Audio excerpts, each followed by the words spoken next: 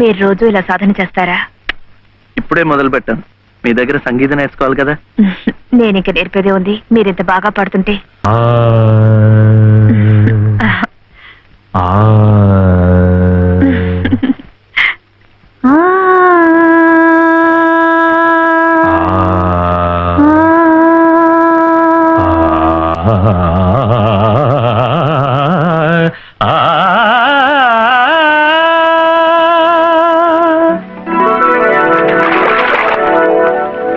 అదేంటండి, మీరు పక్కనుంటే నేను గొంతు వెప్పితే చాలు మంచి రాగం అయిపోతోంది.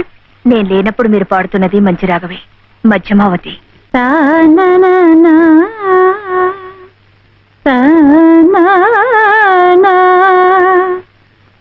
ఇది మా సంబరాల్లో పాడుకునే సీతం వారి పాట. సువ్వి సువ్వి సువ్వాలమ్మ సీతాలమ్మ.